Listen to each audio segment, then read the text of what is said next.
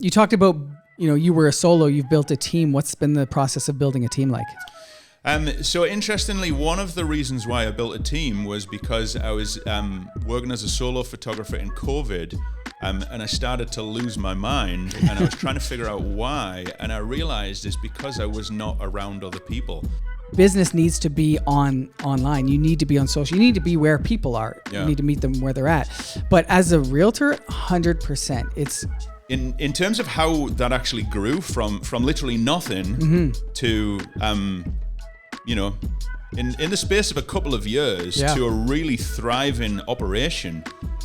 It's actually through social media. If it wasn't for social media, wow. I'm not sure whether I would actually have like a viable, sustainable business. Right.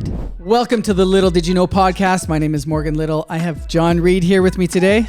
Thank you, sir, for being here. He is going to give us a photography masterclass today. Stay tuned. All right. I don't know what to do with my hands. I'm here today with John Reid of the Reid Agency Photography, real estate photographer, personal brand specialist, Storey brand graduate, certified specialist. guy. Yeah, all that. Tell us what else can we put in your introduction? Man of the world. Yes, there you go. Father, husband, friend, lover. Sweet. Yeah. Love that. Probably more, but we'll leave it at that for now. Perfect. Okay, that's great. So, I guess we'll start with photography. That's, or we'll start with our story. So, we followed each other via a live that you saw me on with my business partner Dan. Yeah. I immediately scrolled through your profile. Was like, this guy would be great for the podcast. And hey, thanks for connecting. Would you like to be on my podcast? And he was like, we haven't really even met. Maybe we should have a conversation first. I was like, fair enough. Let's do that. So we hopped on a call 2 days ago. Or was this yesterday? No, it was last night. That was last night. Yeah, so that was last night. Yeah. We scheduled a shoot for next week. He couldn't make it that day, or we couldn't make it that day, whatever it was. He was like, how about tomorrow if it's not too short notice? I said, well, how about today if it's not too short notice? And here we are. Here we are. Yeah. So I love it. I love how it worked out. Connected on Tuesday, Yeah. chatted on Wednesday, in the studio on Thursday. That's How's it. that for a quick turnaround? It's perfect. Love it. Yeah. Tell us, I guess, your business now currently is photography for real estate, but obviously much more than that.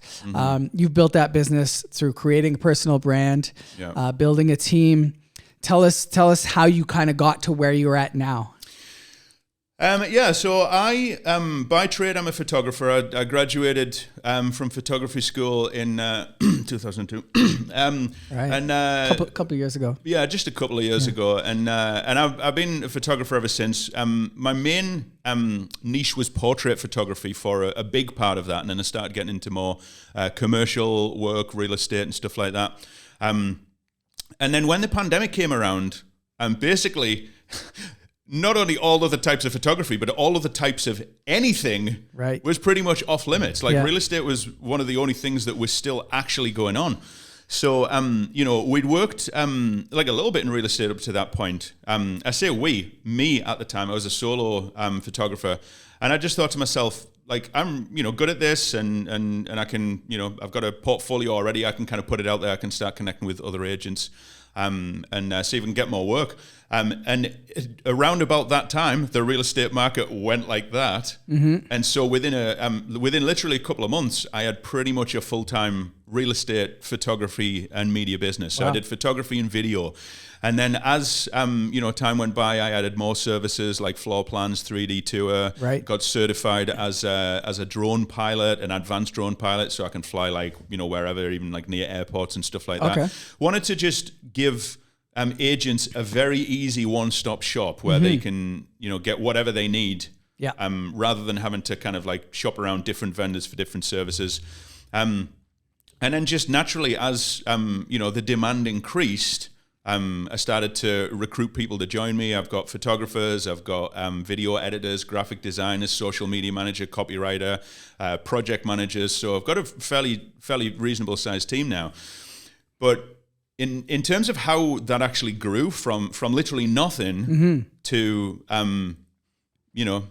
in the space of a couple of years to a really thriving operation, it's actually through social media. If it wasn't for social media, I'm not sure whether I would actually have like a viable, sustainable business. Right. Did you have a viable, sustainable business previously as a portrait photographer? So I did not. And it's interesting the timing of that. I spent most of my career as a freelance photographer as a side job. Okay.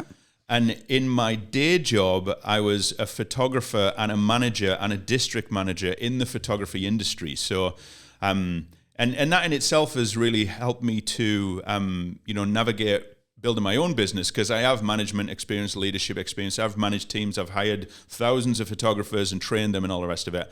But at the time, when we were just leading up to COVID, I decided that I was going to quit my, district manager career in the photography industry, leave behind that salary and that security and benefits and everything like that, and start my own business as a portrait photographer. Really? Right. Okay. And it was like literally 3 months after that COVID came around, and I'm like, I'm going to lose my house. So I'm going to, You were confident enough to leave and go start your portrait business though.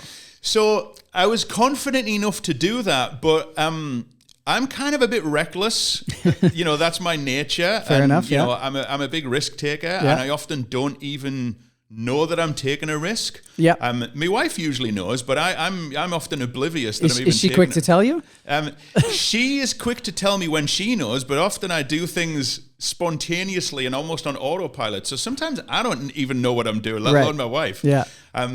But yeah, it's really funny to think back to that, because if it hadn't been for the way things had then pivoted and gone towards real estate, the answer's I definitely would not have had a business anywhere near as strong as it is now, and I might have not been able to sustain a business as a portrait photographer. I just felt that I didn't want to work within an organization for another person, making money for them. I wanted to try to do it on my own. And I'm a strong believer in fate and God, and what is meant to happen will happen. Yeah. So it felt right to do it. Mm-hmm. So I just did it. Well, and I think some of the best businesses are born out of that. I mean, out of necessity, right? It was a necessity for them and for you as well. So, but also by accident, you know, and so that's cool. I think that's, there's a bit of serendipity to that. So very cool. And so it's grown since then. Yeah. And how, so what is your unique selling proposition? Why do people come to you? Why is your business growing? That's a great question. And I did some market research a couple of years ago when I was really at the point where I wanted to get serious about growing my business. And I surveyed a bunch of clients to find out what it was that was the most valuable thing that they appreciated from our service. Yeah. I also asked them what kind of problems they've had either with us or with other media companies in the past, and what was most important to them. And the feedback I got was actually quite surprising, because I thought that a lot of people would talk about high quality photos, creativity and all of those kind of things. Almost nobody mentioned anything like that. And it's not that that's not important, but I think that's a given. Yeah. Right? Right. But most of the clients who I asked, the feedback that they gave was responsiveness, availability, reliability, communication, right, simplicity, and all of those things. And we'd worked a lot on that, but it was only after receiving that feedback that I realized how important that is to realtors, and about how they need high quality photos, and we provide that. They need really, nice video to showcase the property and to make them stand out as, as leaders in their field, because they've got the best marketing material. But when a realtor signs a listing agreement, right, and you know this yourself, there's a million things to do. Yeah. Right? And there's so many moving parts, and everything has to be coordinated. Yes. If the person who is usually the very last stop before it goes to listing, right, the media company, if they're difficult to get a hold of, right, or you call them and they're like, oh yeah, we can fit you in 2 weeks' time, right, or it's really complicated to actually do business with them, or they've got you get confused by what services you need. if any of that is the case, it's just such a headache for the real estate agent, and that's the last thing they need when they've just won the listing and now have to coordinate everything else. And so we, after receiving that feedback, we went all in on making sure that we were delivering on all of those things. And I think that's the reason why we've grown so quickly. Like even in the declining market, we've grown like an unbelievable amount year on year, even, when other players in the market are finding a difficult time even sustaining their business. And I think that's the main reason. Well, and the goal should be for companies like yourself because you're creating a repeat customer if you execute well, right? So, this person is obviously going to need your service again. So it only makes sense to provide those things that you're talking about. And so obviously photography, videography is extremely important in showcasing real estate. So you're saying that I shouldn't just go take photos with my phone and post those up? You could do. You could. Some do. Some do. But it's not a good idea. But the reason why it's not a good idea might not be the same reason that a lot of people think. It's not necessarily the obvious reason, right? So like the obvious reason is that if you post crap cell phone photos for a listing, people are not going to, appreciate the home for what it is. And so you'll get fewer people looking at it. You get fewer showings, fewer serious potential buyers, right? That is true. Yes. That's 100% true. But for a realtor who's trying to build a business, there's actually an even more important reason, and that is your own personal brand. Because when you go to the next listing appointment, or you're speaking with somebody who might do business with you at some point, if the listings that you've done up to that point are not showcased properly, right? That is then going to really inhibit them from wanting to do business with you, right? And there's an argument that could be made that like if a home is priced properly, right, it will sell, right? So I do believe that photography and video and good quality media will get a better result. It'll either sell it for a bit more money, because it's a numbers game, right? If you got more people, you've got more interest, blah, blah, blah. Or it'll sell it faster because, more people are seriously interested in a shorter period of time. But it will sell if it's priced properly. But a realtor who doesn't have a good track record of presenting properties in the most, professional way possible, that's going to cause sellers to overlook them and go to someone who can show that. Yeah. 100%. So good segue into the personal brand. You've said you've built your business on social media and building a personal brand. What has that journey been like? It's been a learning curve for sure. Were you natural on camera? Being a guy who's been behind the camera? No, not in the beginning. And, even though I have a little, like I did a bit of amateur theater when I was younger. I did a bit of, I did a bit of music. I know you're a musician yourself as well, Morgan. And, that all helped. But being able to actually give a professional presentation on camera, even if it's just more of an organic, like behind the scenes or whatever, that's something that I found very, very, very difficult in the beginning. And I had to really, really work to improve myself, to practice, and to find my voice. So that when I was making videos, the person who was depicted in the videos was actually me, right? And, we only came across each other 2 days ago, right? But just from the limited amount of content that I've seen on your social media, like you come across as you. You don't come across as someone who's like putting on an act, or you don't seem like you're kind of awkward and aware of the camera. So how did that go for you when you first started to try to get on camera and build that brand for yourself? Well, coming from a music background, I've shot hundreds of music videos, been on camera. And it's actually started way before that. My mother used to take tons of photos of me as a child. She was a photographer. So we talk about that with our daughter is we take a lot of photos of her and whether that's, good, bad, whatever. But I think I became used to being in front of a camera from a super early young age. So It's never been an issue for me.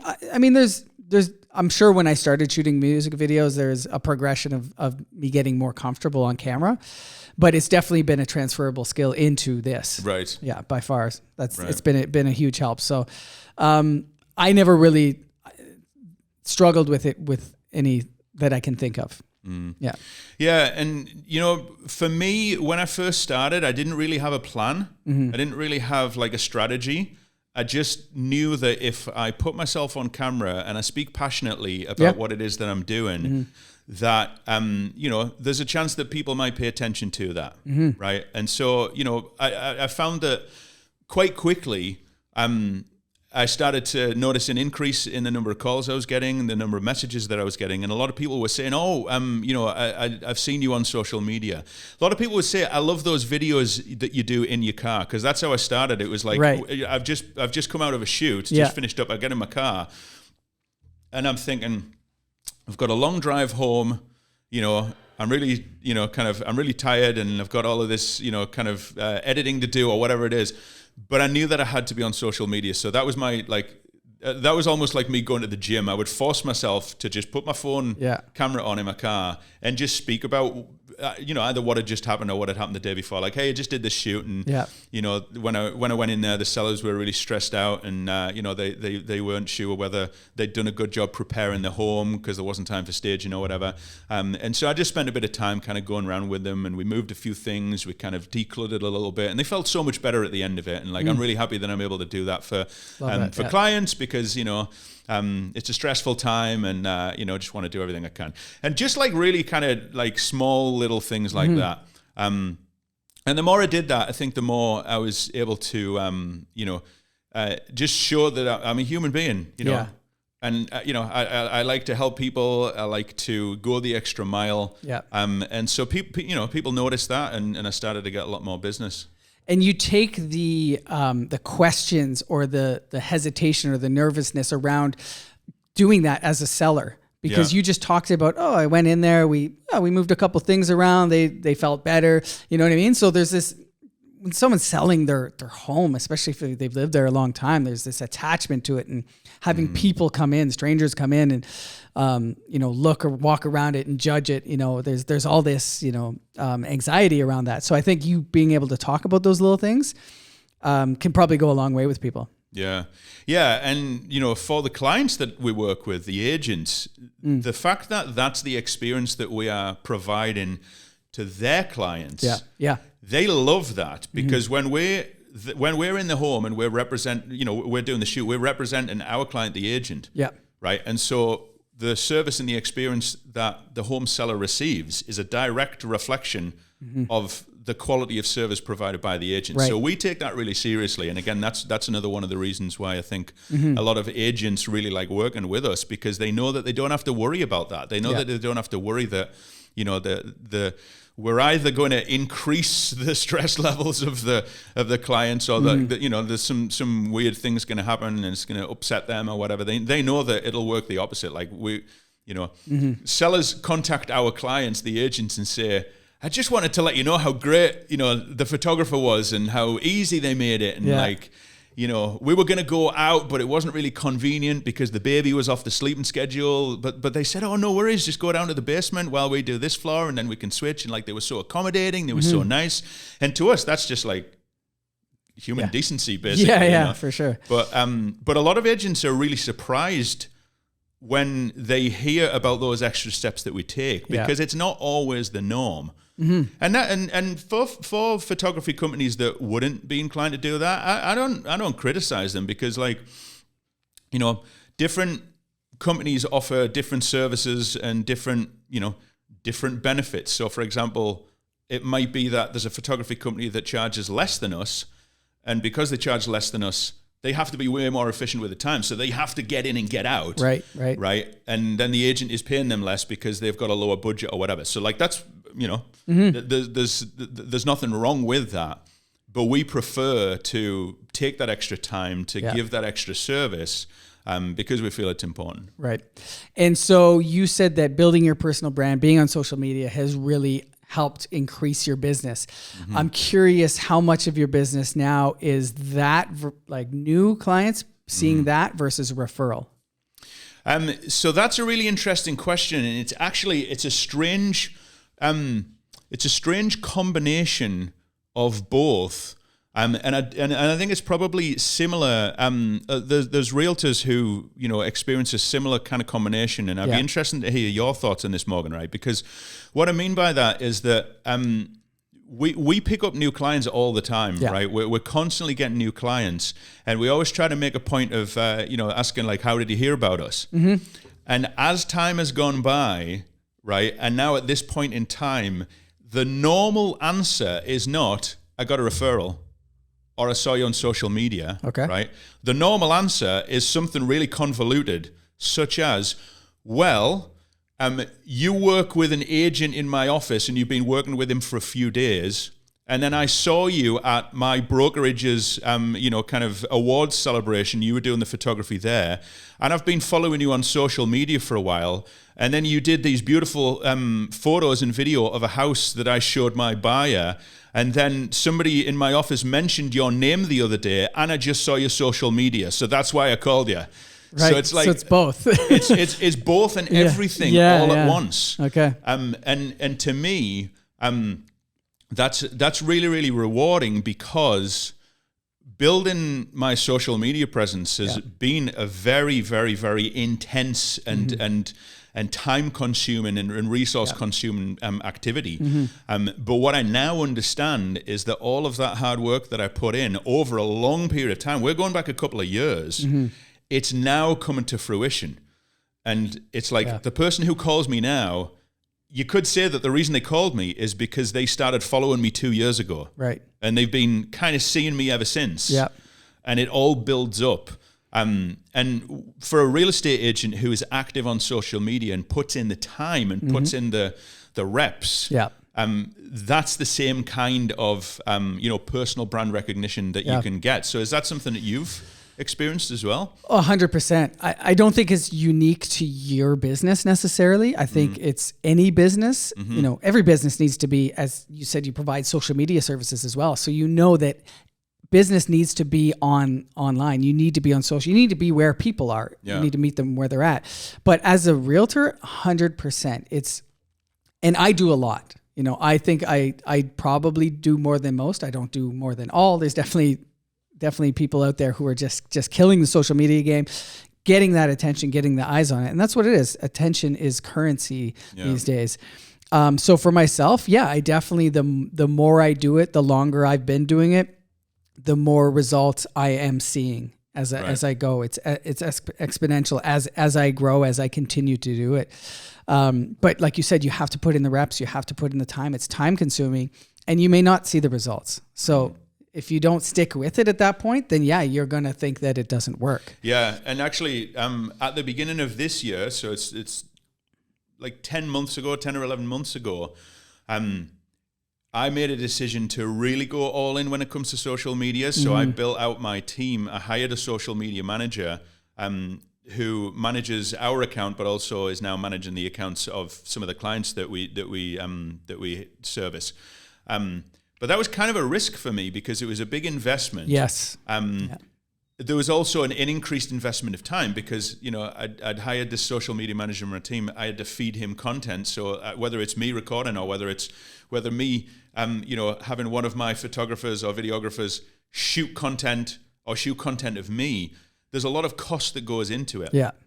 And when I started to see how much we were actually investing in our social media program, it kind of scared me a little bit. And I'm like, is this actually a wise thing to do? Right. And then time went by and, we were continuing to get more business, but I'm thinking, is this actually am I getting the return on investment, or would this have been happening anyway if I just continued the way that I was?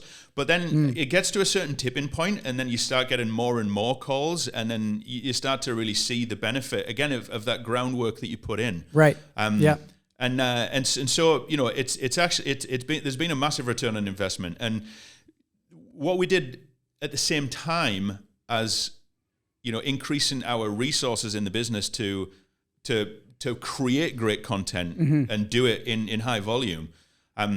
We also really, really nailed down our strategy as well.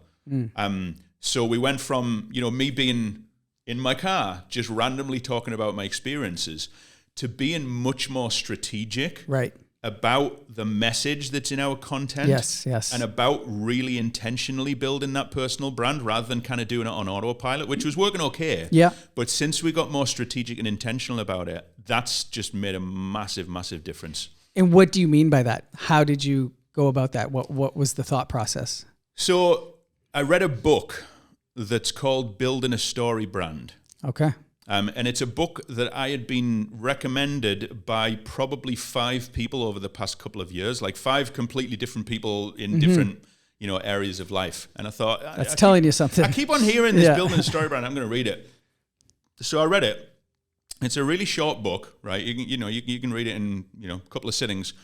But I was absolutely blown away because it gives a framework in which to structure a message, which is your brand message, and it's through the principles of good storytelling. Right. And when a message is structured in that way, the likelihood that your target audience will connect with it and will relate to it and will pay attention to it, right, is just exponentially higher.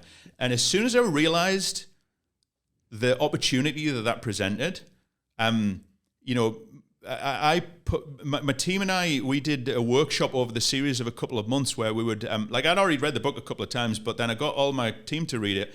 And every week we read one chapter of the book and then got together, and we discussed how it applies to our business. And we created our own brand message, right? And we then applied it in our business. And that's when I started to really notice a big difference in the response. And then fast forward to now, I'm a certified story brand guide. And it's because I believe so much in this principle that I paid a heck of a lot of money to go through the intense training by the organization Story Brand and get certified. So I can now, like at the highest level, bring these services to my clients and help them clarify their message so their clients will listen. Very cool. I love that. That's great. I'm curious if you had, I heard that you graduated in 2002, so you didn't necessarily grow up with social media.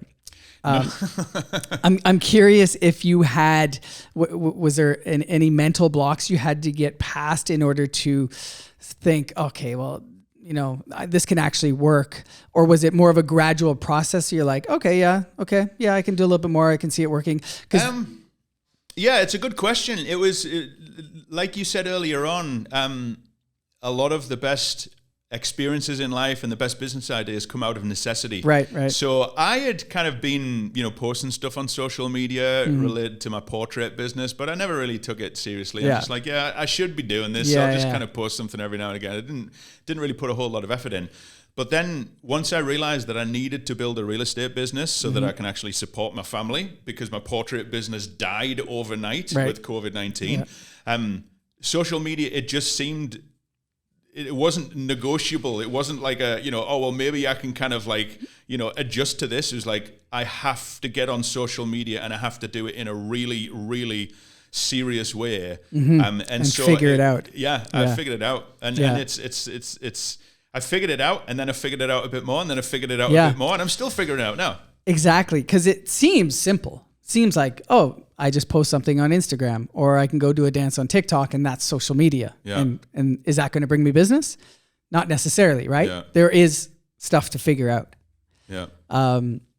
So going back to I guess your previous time before social media, I'm curious just if you could share some of your journey. It sounds like you're from another country. Yes, I am. Yes, I am. I'm not Oshawa born and raised. Okay. Although that's not the Vanier accent that I'm hearing. No. I'm from the north of England, and I lived there. I was raised there.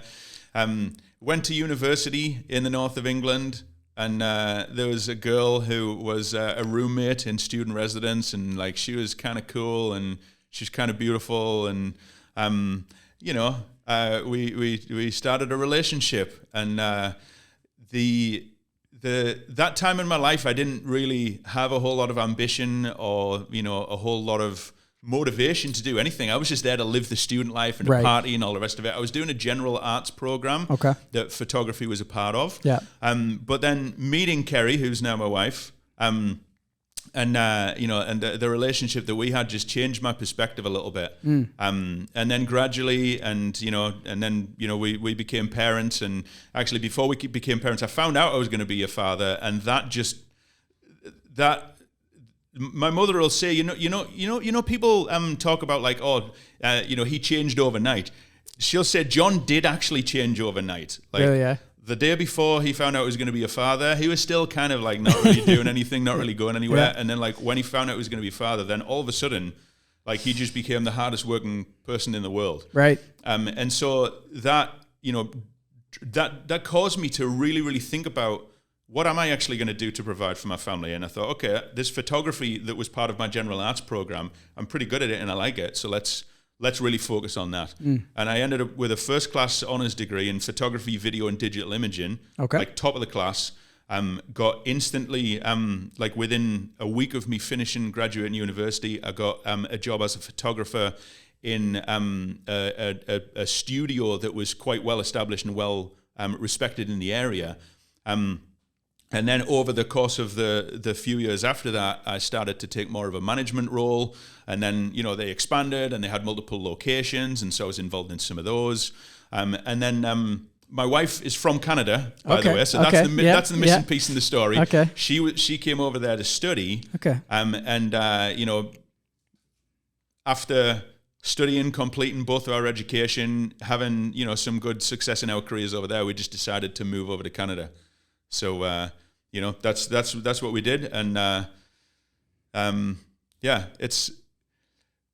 it's been a very, very unusual journey, in a lot of ways, but I kind of feel like, at every single different point in my life where I've had to, where I've been at a fork in a road and go one way or go the other way, there's just been something that's just pulled me in a certain direction. I can be an indecisive person over like little details and stuff like that, but when it comes to the big things, it's like there always seems to be a way that just feels right. Even though if logic and rationale might say, yeah, that's a ridiculous idea, don't do that. Right. I've just always tried to follow that pull, and it's got me to where I am today.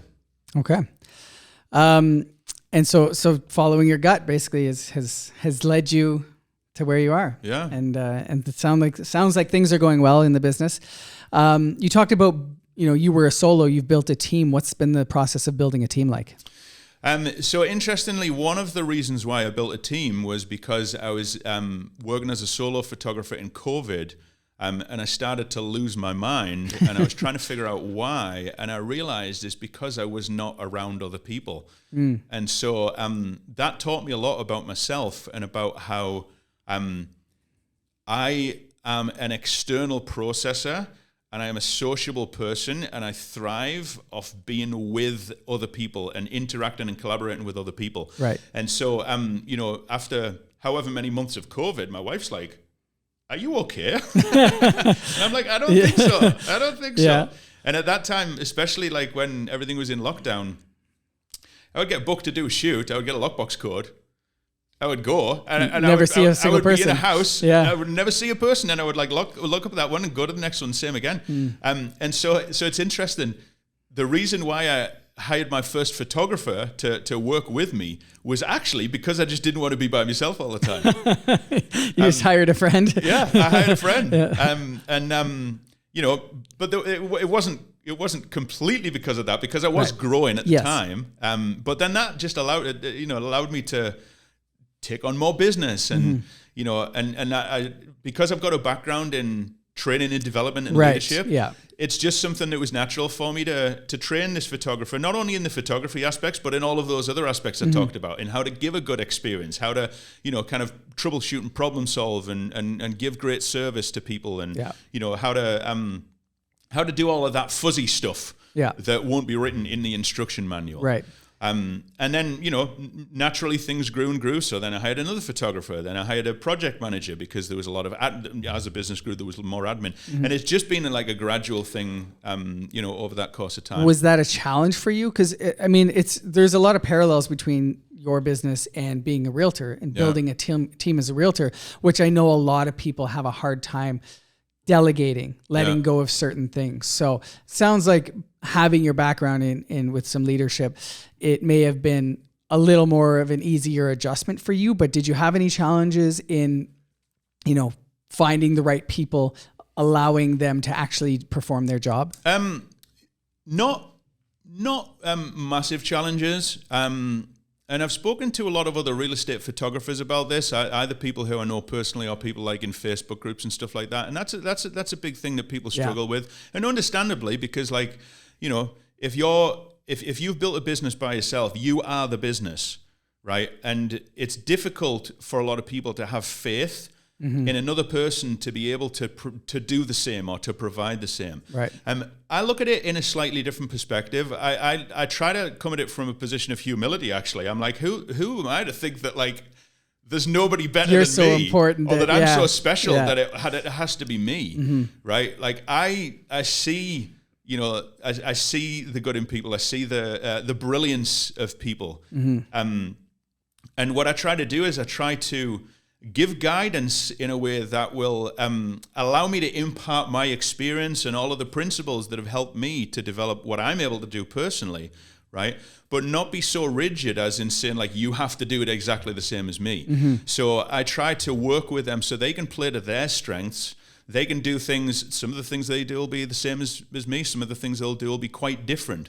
But as long as, the overall, the quality of the service and the work, as long as there's an alignment in terms of the whole experience and the values of the organization that I've built, that's the important stuff, right? And I've found that has allowed me to really feel comfortable in building a team. And I get excited when I start working with someone new and I'm training them. I get excited because I'm like, I don't know what they're going to do. Right. Because I'm not taking a cookie cutter approach, right? Yeah. And through doing that, we've got such a great team. There's one guy actually, so one of my best photographers, Nick, right?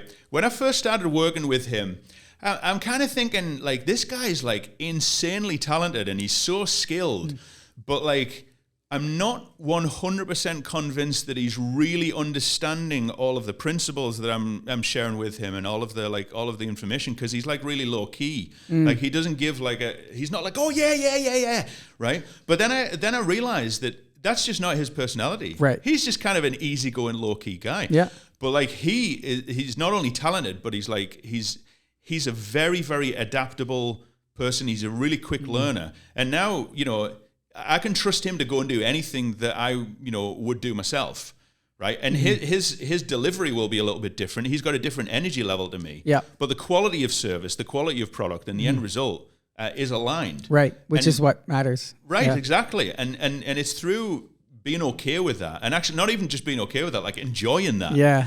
That I've actually been able to build a really diverse team. Cool, very cool. Yeah. And so what's next for the business, for the team, for yourself?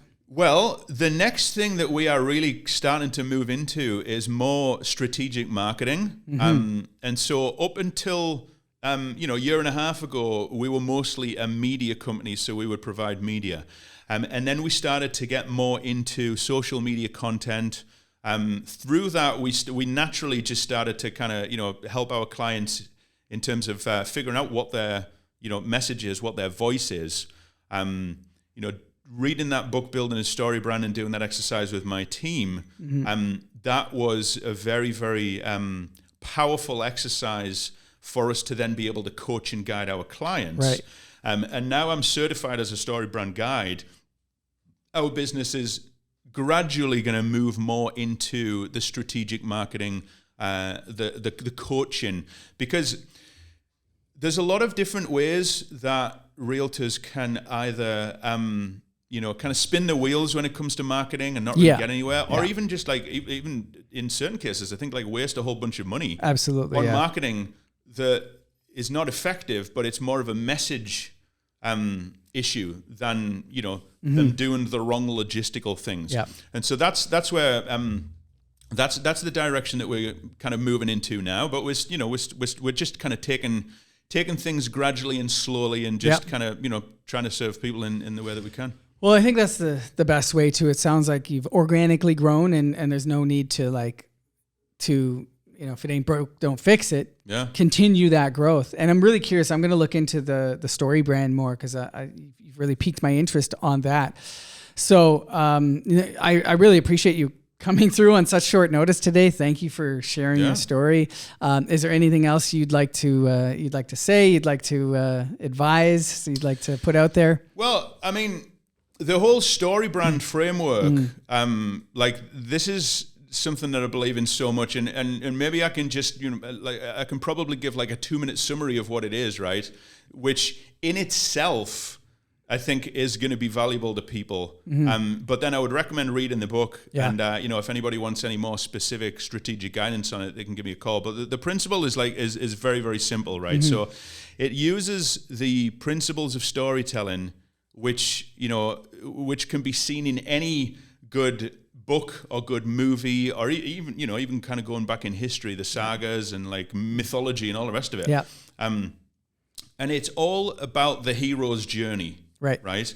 And the way that this can be used in marketing, one of the best ways to demonstrate that is to show what it's not, right? So a lot of marketing focuses on the brand, the business, right? And the marketing says, we're the best X, right? The best real estate agent, the best photographer or whatever. We can do A, B, and C. Right, we've got all of these awards. We've got all of this, social proof, credibility, or whatever. So give us a call. Yeah. Right. That can be effective to a point. Right. But what that fails to recognize is that every individual, they are in their own personal story, and in their story, in their experience of life, they are at the center of it. Right. Even the most humble person, even the most non-egotistical person, they are the center of their own story. So the Storey brand framework, it turns that around. And it suggests that the message that you should be sharing as a business or as a brand, the story that you should be sharing is the story about your client, right? And you are in the story, but you are not the hero of the story. You're not the best. Yeah. You're not the most capable or whatever. Supporting role. You are the supporting role, right? So there's the 7 parts to the framework, and the 7 parts are: a character has a problem and meets a guide who gives them a plan and calls them to action and leads them away from failure and towards success, right? And it sounds really simple, and it is really simple in theory, but to be able to actually do that intentionally, it takes a lot of discipline, it takes a lot of time, and you got to really put the work in to do that. But once we started doing it in our business, that's when we really started to see a much more positive response, right? So, so rather than my kind of like organic videos where I'm like, hey, this is what happened today, right? What I'll do now, I'll naturally use that Storey brand framework. So I might say, well, in fact, the story of the guy who I was working with today. I'll say I was working with a guy today. He is a few years in, he's doing really well, but he's kind of struggling to take it to that next level, right? He kind of feels like he's not reaching his potential. He's not achieving his goals, and he's kind of frustrated by that, right? It makes him kind of feel like he is, not performing at the level that he would like to be, and that he should be because of the skills and the knowledge and the hard work that he's put in, right? So I was able to work with him. I was able to give him a really good set of instructions. I was able to give him some really good coaching, so that we were able to put him on camera, right? And he came across really well on camera, right? He, was natural. He was charismatic. He, provided value. And so, I'm really happy that I was able to do that, because rather than him continuing to just kind of, be frustrated and having to work so hard in other ways because he's not able to do that thing that he wanted to do to start building his personal brand, I was able to help him along the way. And that has now put him in a really strong position to move forward and be more successful. And he felt really good about it afterwards. So that's my way of telling that story. I could have said, "Oh, I was working with a guy today, and he was kind of, he was a bit green. He wasn't particularly he wasn't particularly confident." But like, because I'm really good and I'm really experienced, right? I've done this a whole bunch of times, and I've helped tons of clients, and like, I'm, the best coach, and I'm the best videographer. I chose the best angles. I created the script for him so that I knew it was really good, and I did it. And like, the video is great. You should see it. Let me show you. And because of that, you should hire me. Like, which story is most very true? It's not that. It's kind of a subtle shift, really. Yeah, it is only a subtle shift, but makes the world a difference. Because I was following. You've told me the story now already, and I was following that. I was like, and then what happened? Did he get better? And that's the whole thing. So if another way that you can understand it is by looking at stories from culture, right? Or movies. So let's say, for example, if you think of like Star Wars, like familiar with Star Wars. Of course. Most people are familiar with Star Wars, right? Which character in Star Wars, right, or which characters are the most capable, the strongest, or most knowledgeable, or wise, or able to actually make stuff happen, right? Which characters in Star Wars? Yoda, right? Yeah. Is Yoda the hero? Is he the center of the story? Definitely not. No. Right? Which character in Star Wars is kind of clueless and kind of like, kind of a bit of a loser? Like he's got no confidence, and he's like having a whole existential crisis. Yep. Right? Luke Skywalker. Yeah. So Luke Skywalker is the hero in the story. Yeah. Right? And he's the character who has a problem, right?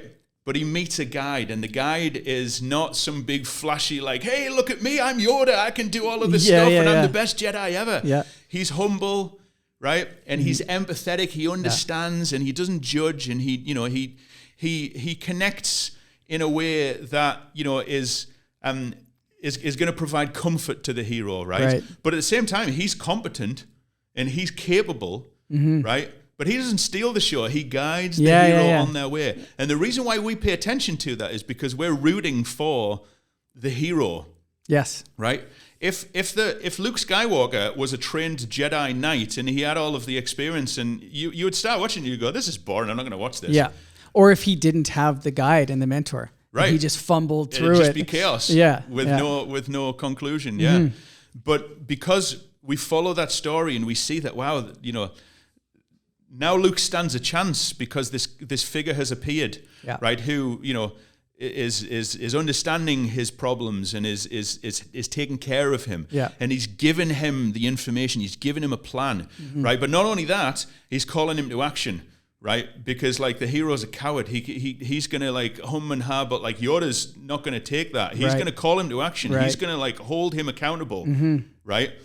And once that part is done, then the hero is either going to achieve success or he's going to fail. Yeah. But you want to see what the result is. So you're on the edge of your seat. You kind of, you can't look away because this story's so compelling. Right. And so in a down to earth way, you can apply exactly the same principles to marketing.